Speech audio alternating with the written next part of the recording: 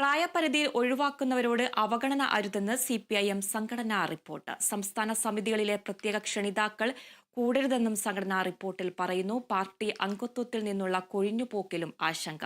അതേസമയം CPIM party കോൺഗ്രസിൽ രാഷ്ട്രീയ അവലോകന റിപ്പോർട്ടിന്മേൽ ചർച്ച നടക്കും. വിവരങ്ങളുമായി ബിനോയ് ചെയ്യുന്നുണ്ട്. ബിനോയ്, വാർത്തയുടെ കൂടുതൽ വിശദാംശങ്ങൾ എങ്ങനെയാണ്? ഇന്ന് രാവിലെ മുതൽ തന്നെ പാർട്ടിയുടെ രാഷ്ട്രീയ അവലോകന റിപ്പോർട്ടിന്മേലുള്ള ചർച്ച ആരംഭിച്ചു കഴിഞ്ഞിരിക്കുന്നു. ഇന്നലെ പോൾ ബ്യൂറോ കോർഡിനേറ്റർ പ്രകാശ് കാരാട്ടാണ് രാഷ്ട്രീയ അവലോകന റിപ്പോർട്ട് പ്രതിനിധി സമ്മേളനത്തിൽ അവതരിപ്പിച്ചത്. അതേസമയം സംഘടന റിപ്പോർട്ടിൽ വലിയ തരത്തിലുള്ള സ്വയം വിമർശനങ്ങളാണ് ഉൾപ്പെടുത്തിയിരിക്കുന്നത് എന്നുള്ളതാണ് ശ്രദ്ധേയമായ ഒരു കാര്യം. അതിലെടുത്തു പറയേണ്ടത്, പലപ്പോഴും പ്രായപരിധി മൂലം പാർട്ടിയുടെ നേതൃനിരയിൽ നിന്ന് പോകുന്നവരെ പിന്നീട് അവഗണിക്കാൻ പാടില്ല. അത്തരത്തിൽ അവഗണന ഒഴിവാക്കിക്കൊണ്ട് പാർട്ടിയോടൊപ്പം ചേർത്ത് നിർത്തി പ്രവർത്തനങ്ങളിൽ പങ്കെടുപ്പിച്ച് പാർട്ടിക്ക് ക്ഷീണമുണ്ടാക്കാത്ത തരത്തിൽ ഇവരെ കൂടി ഉൾപ്പെടുത്തി മുന്നോട്ട് കൊണ്ടുപോകണം എന്നൊരു നിർദ്ദേശം സംഘടനാ റിപ്പോർട്ടിലുണ്ട്.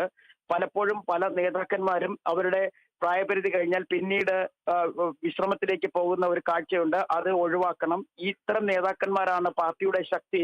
അതുകൊണ്ട് ഇവരെ കൂടി ഉൾപ്പെടുത്തി മുന്നോട്ട് പോകാൻ തയ്യാറാകണം എന്ന സംഘടനാ റിപ്പോർട്ടുണ്ട്. അതേസമയം പാർട്ടിയിൽ ചെറിയൊരു ആശങ്ക ഉയർന്ന തരത്തിൽ തന്നെയാണ് പാർട്ടി അംഗങ്ങളുടെ കൊഴിഞ്ഞുപോക്ക് എന്നൊരു സൂചന കൂടി സംഘടനാ റിപ്പോർട്ടിലുണ്ട്. പ്രത്യേകിച്ചും കേരളത്തിൽ കാൻഡിഡേറ്റ് മെമ്പർമാർ, അതായത് പാർട്ടി മെമ്പർ ആകുന്നതിന് തൊട്ടു മുമ്പുള്ള കാൻഡിഡേറ്റ് മെമ്പർമാരുടെ എണ്ണത്തിലാണ് കാര്യമായ തരത്തിൽ കൊഴിഞ്ഞുപോക്കുണ്ടാകുന്നത്. 22% വരെയാണ് അത്തരത്തിൽ കൊഴിഞ്ഞു പോകുന്നത്.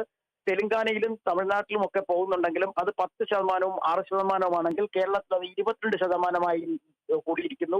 അത് ഒഴിവാക്കണം. കാരണം യുവാക്കളെയും അതുപോലെ തന്നെ സ്ത്രീകളെയും കുട്ടികളെയും കൂടുതൽ പാർട്ടിയോട് അടുപ്പിച്ച് നിർത്തുന്നതിന് ഇത്തരത്തിൽ കൊഴിഞ്ഞുപോക്ക് ഒഴിവാക്കാൻ കഴിയണം. അതിന് പ്രവർത്തിക്കേണ്ടത് ബ്രാഞ്ച് തലം മുതലുള്ള സെക്രട്ടറിമാരും ലോക്കൽ സെക്രട്ടറിമാരുമാണ്. അവരുടെ പ്രവർത്തനം ഏകോപിപ്പിക്കുവാൻ സംസ്ഥാനത്തിലെയും ഒപ്പം കേന്ദ്ര നേതാക്കന്മാരുടെയും ഒക്കെ പങ്ക് വലുതാണ്. അത്തരത്തിൽ ഒരു ഏകീകൃത സ്വഭാവത്തോടു കൂടി മുന്നോട്ട് പോയാൽ മാത്രമേ ഇത്തരത്തിലുള്ള കൊഴിഞ്ഞുപോക്കിൽ നിന്നും പാർട്ടിയെ രക്ഷിക്കാനാകൂ എന്ന് വ്യക്തമാക്കുന്നുണ്ട്.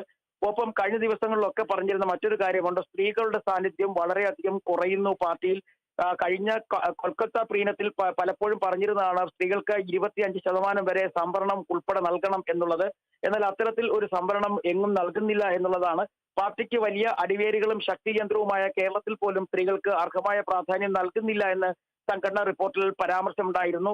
ഈ സംഘടനാ റിപ്പോർട്ടിന്മേലുള്ള ചർച്ച 4-5 തീയതികളിലാണ് ആരംഭിക്കുക.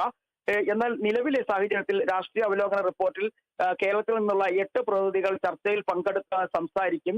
അതേസമയം പോളിറ്റ് ബ്യൂറോയിലേക്കും കേന്ദ്ര കമ്മിറ്റിയിലേക്കുമുള്ള അംഗങ്ങളെ തിരഞ്ഞെടുക്കുന്നത് 5-ാം തീയതി വൈകുന്നേരവും 6-ാം തീയതി രാവിലെയും ഒക്കെ ആയിട്ടായിരിക്കും നടക്കുക. പ്രായപരിധിയുടെ അടിസ്ഥാനത്തിൽ പോളിറ്റ് ബ്യൂറോയിൽ നിന്നും 7 പേരാണ് പടിയിറങ്ങുക. അവർക്ക് പകരം 7 പേരെ കണ്ടെത്തണം. കേന്ദ്ര കമ്മിറ്റിയിലും വലിയ തരത്തിൽ മാറ്റങ്ങൾക്കുള്ള സാധ്യതകളുണ്ട്. ഇതിൽ ഏകദേശം കേന്ദ്ര കമ്മിറ്റിയിലേക്ക് ഒരു 3 പേരെങ്കിലും പുതുതായി എത്തിച്ചേരാനുള്ള സാധ്യത, കേരളത്തിൽ എത്തിച്ചേരാനുള്ള സാധ്യത തള്ളിക്കളയാനാവില്ല. എന്തായാലും ജനറൽ സെക്രട്ടറി ആരാകും എന്നുള്ളതാണ് എല്ലാവരും ശ്രദ്ധയോടുകൂടി ഉറ്റുനോക്കുന്നത്.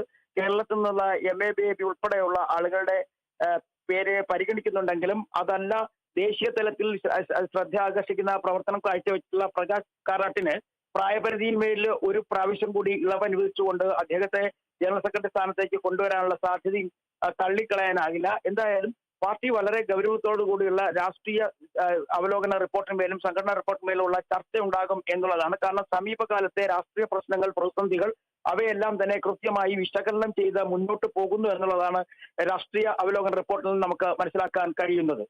ആതിര. ശരി ബിനോയ്.